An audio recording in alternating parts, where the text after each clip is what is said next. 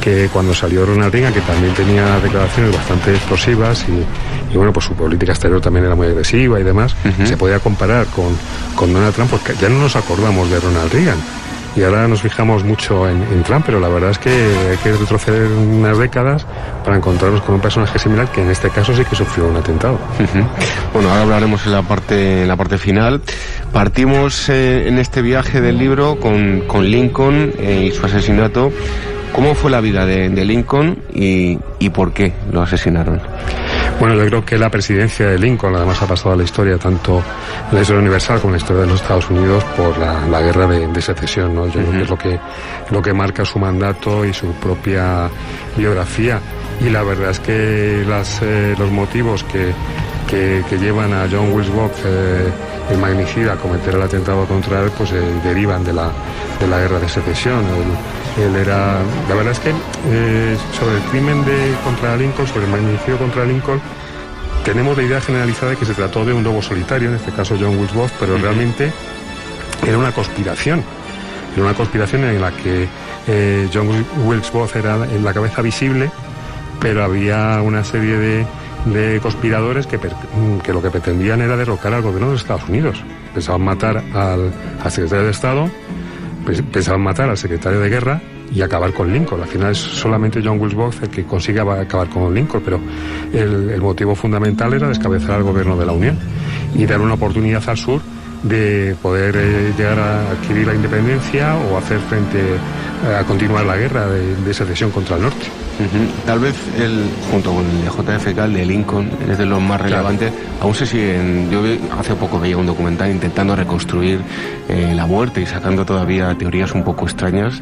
Aún siguen saliendo cosas. Sí, siguen saliendo cosas. Yo creo que son los dos más mediáticos, ¿no? Y el de JFK, pues por supuesto se lleva la palma, ¿no? Además tenemos una serie de imágenes y de secuencias que bueno, pues han quedado grabadas en el inconsciente colectivo sobre lo que ocurrió con JFK, y yo creo que la fuerza de esas imágenes son las que han perdurado a través del tiempo. Bueno, en este caso Garfield, 20º presidente de Estados Unidos, tal vez hablábamos de los más célebres, pues de los más desconocidos. Muerte agónica, tan solo 6 meses después de la presidencia. ¿Cómo fue su vida y bueno, hasta la llegada a la presidencia? La verdad es que la presidencia de Garfield, tú lo has dicho, son 8 meses los que está en el cargo, y bueno, tampoco le dio demasiado tiempo a desarrollar una política concreta en su administración, ¿no? Y la verdad es que es uno de los presidentes más desconocidos de la historia de Estados Unidos. También muere asesinado a manos de, en este caso sí que es un lobo solitario, un desequilibrado.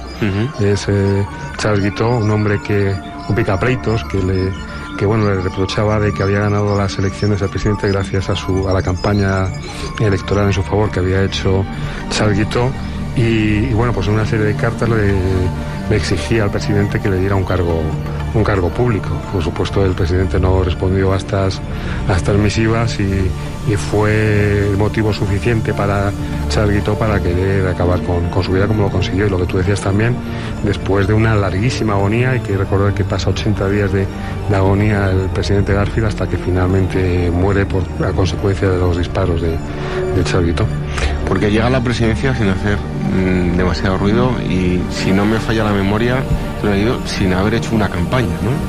Sí, bueno, la verdad es que el mayor tirón que tuvo para llegar a la presidencia de los Estados Unidos había sido su pasado como oficial en la guerra de secesión, pero era un tipo no demasiado brillante, y ya digo, su presidencia tampoco se caracterizó por ningún hecho especial, salvo el que le costó la vida, ¿no? Bueno, otro de ellos es McKinley. No quería participar en ninguna guerra más allá de las fronteras americanas, ¿no? Curioso. Sí, que luego viene todo lo que ha habido en Estados Unidos. Lo que pasó, que es el presidente de los Estados Unidos que declara la guerra de España, la guerra de Cuba, ¿no? Un poco forzado por la prensa, ¿no? De amarillista de los Estados Unidos, que llega incluso a comentarle el famoso Hearst, el magnate de la prensa amarilla, le llega a decir: usted quiere una guerra, pues yo le daré una guerra, con mis titulares, ¿no? de prensa. Y bueno, pues en este caso el asesino, Leon Czolgosz, es un anarquista, es también un lobo solitario, y es un anarquista que decide acabar con la vida del que ya representaba pues el capitalismo salvaje, ¿no? Hay que recordar también que en aquellos años es cuando Estados Unidos se abre al resto del mundo y inicia una política exterior expansionista cuyas consecuencias pagó España, ¿no? Con la pérdida de Cuba y Filipinas, ¿no? Y es León Sologos el que decide acabar con su vida, también es un lobo solitario, como decía, y bueno, curiosamente tiene un paralelismo con el de Garfield, que también sufre una agonía, aunque no tan larga como la de Garfield, también con la intervención de los médicos de por medio que agravan también su herida, también como pasó con Garfield. Y bueno, pues ya digo, McKinley es más conocido que Garfield, tuvo más tiempo de desarrollar su política tanto interior como exterior, y bueno, también ha pasado a la historia por resultar asesinado. Ahora estoy recordando, ya no presidentes, pero incluso políticos, con lo patrióticos que son los americanos, pero los nativos, los indios, incluso no hay tampoco políticos que estén dentro de los nativos, los indios, ¿no? Claro, es que están las naciones indias, que llaman en Estados Unidos, que son como una especie de aunque no es eso propiamente, unos países dentro de los propios Estados Unidos. Y la verdad es que los nativos americanos, pues también es la historia oculta de los Estados Unidos, esa que no sale en las películas. Hay alguna película, hay algún libro que habla sobre el tema, y bueno, pues es una de las minorías que sufre el ostracismo de la sociedad americana, ¿no? Y tampoco tienen demasiadas oportunidades. Aunque ahora sí que desde hace unos años sí que les han favorecido bastante, les han indemnizado, pero sigue, vamos, de hecho los medios de comunicación no se hacen eco de prácticamente nada. No, prácticamente nada, les dan licencias de casinos. Sí. Hay que recordar, hay una famosa cadena de hamburgueserías que tiene un local prácticamente en todas las grandes capitales del mundo, que también pertenece, ahora mismo no sé a qué nación india pertenece, pero también está en manos de nativos norteamericanos. Yo creo que la última noticia así impactante que surgió no fue en los Estados Unidos, fue en Canadá, que hubo una especie de revolución también en una reserva india, porque querían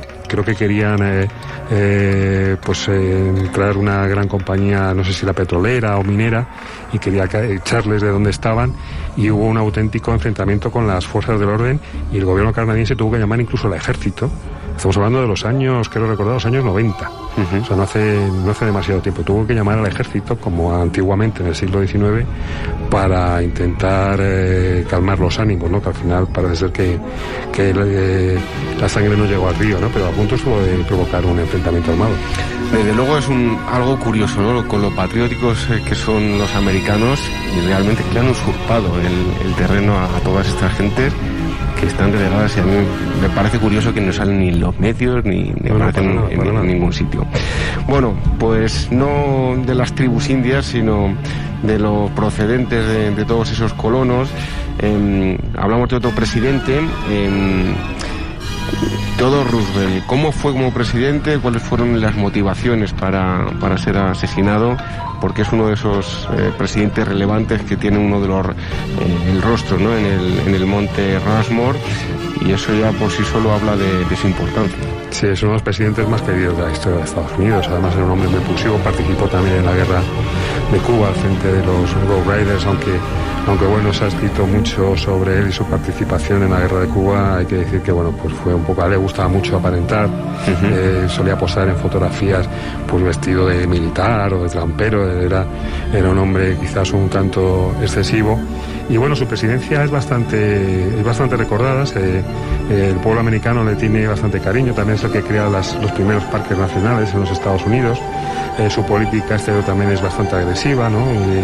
En fin, bueno, también generó una serie de polémicas. Podíamos hablar de Reagan y de Donald Trump, pero bueno, en su tiempo también Theodore Roosevelt, no Franklin Delano, sino Theodore Roosevelt, el primero, pues creó una serie de polémicas. Y bueno, a punto estuvo de ser asesinado precisamente cuando se presentaba a la reelección, y le salvó la vida pues un grueso discurso que iba a dar un discurso, y bueno, lo llevaba doblado dentro de su chaqueta y con la funda de esas gafitas que él solía llevar, y bueno, fueron los que desviaron la bala. La bala llegó a entrar en su cuerpo, pero gracias a este grueso discurso y a la funda metálica de las gafas pues pudo salvar la vida.